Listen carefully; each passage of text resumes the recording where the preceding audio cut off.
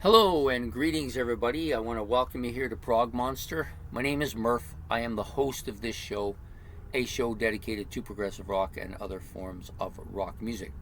So, yesterday we launched a new mini series which I'm entitling Six Prog Bands That Should Have Been Bigger, Greater. Well, maybe not greater because they're already great. Bigger, more commercially successful, more well known, those type of things.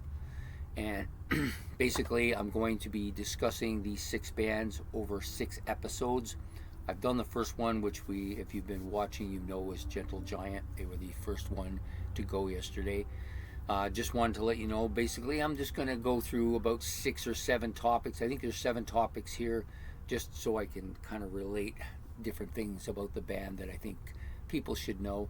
I know all these bands are going to be well loved by people in the prog community here on YouTube. And you'll all recognize what I'm trying to do here is that, am I saying they're better than Yes or Genesis or Pink Floyd or any of them? No, but I'm saying that they easily could be amongst those bands because they have the abilities to make that kind of jump. But for whatever reason, they didn't quite make it there. At least commercially, anyways. So this is the first album by Nectar, released in 1971. So that's when the band made their first album, was back in 1971. Most of these bands fall within a 3 or 4 year period, so it was a great year for progressive rock, that time period. They've made the number of, I would say, the number of what I would call top shelf albums by them. These are just not my opinions. I just think, in general, I think people on the prog community here and prog people in general think of these 4 albums as kind of being. I think they've got 4 of them that are kind of what I call top shelf. So this one, their debut, Journey to the Center of the Eye. And the second album, which is Tab in the Ocean, definitely up there as well.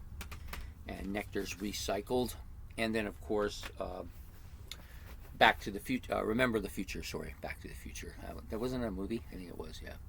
Remember the Future, which I think many people feel is their Magnus opus or their best album. It's not necessarily my favorite. It's actually, of the ones that I named, I don't actually own that one. I do have a few other Nectars, such as Time Machine. I got another one up on the rack over there. But that one I hadn't gotten yet, but it's definitely on a list to get. They've had 26 members in total have played in the band Nectar, including Roy Albrighton, of course, Derek Moe Moore, Alan Taft Freeman has been in this band, and of course Ron Howden. Those are kind of, and of course the main guy, or not the main guy, but one of the guys. He doesn't actually play anything, but he's in charge of the stage show, which is for Nectar a very important aspect of their thing, and that's Mick Brockett.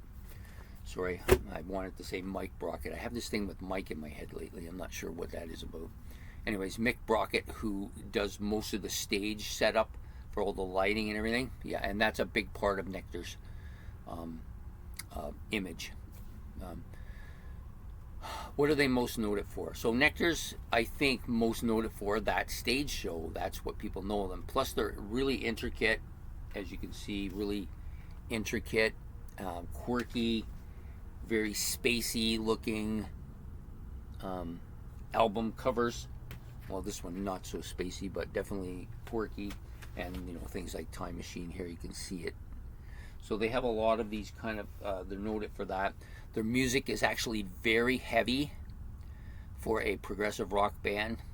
Maybe one of the heaviest progressive rock bands out there. And lots of intricate, I wouldn't say spacey, but very intricate guitar parts as well. And their music is fairly intricate. So for me, that's what makes Nectar, what's distinguishable about Nectar is those things. My favorite track by Nectar is probably Crying in the Dark, which is on this album, although I like all 4 tracks on this album quite a bit. This is one of my favorite albums. But Crying in the Dark is probably the one I like the most of all of the Nectar stuff that I've listened to. Although there's a couple of tracks on this album that are really challenging for that as well. Then you also have my favorite member. I had to think about this, but I think it's got to be Ron Howden. It was kind of upsetting to me when he died. Well, it was actually very upsetting to me when he died, and he just died recently. So that's how I kind of knew that he was my favorite member, because it was so upsetting. Plus, he's a drummer, and so am I. I've always loved his drumming style. And now that he's gone, passed away, I'm not sure what the status is of the band. I assume they will go forward, get a new drummer, and continue to perform. Derek Moore is the only kind of on-stage member, and Mick Brockett. Those are the only two kind of guys left from the originals. So I'm not sure that they want to continue, but they probably will. They did after Al Roy passed away, and then again after Alan Friedman passed away as well. So really, really just a really great band. A band that, if you haven't discovered them yet, if you like Yes and you like, especially King Crimson, because they're kind of heavy like that. If you like those two bands, this band falls within the range of those two bands. Definitely should have been a band much higher up than they were. They just didn't quite make it here in North America. I think the timing was off, or the album didn't come out. They missed an opportunity, and they just never really quite made it here. They're big in Germany and Europe, and many people think they're a German band, but they're actually a Scottish band, believe it or not. And but they made it big in Germany. That's where they got their real big start. So this is a band that had to be on this list, and I think deserves to be on this list, and is definitely one of the bands that fall well within that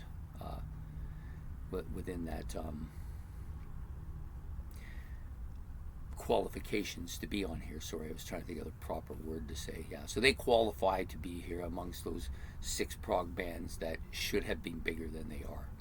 So anyways, that's the end of episode 2. I hope you enjoyed it. I hope you, so hit the like and subscribe. Don't forget the notification bell. Any comments about Nectar or their albums, you can put that down below, because I'm only giving you what I think are the kind of their best albums, but it could, other people might have different opinions about it, and that's fine. The main thing is we love the band, right? So I will be back again tomorrow with episode number 3 and another band that belongs here. So take care and goodbye.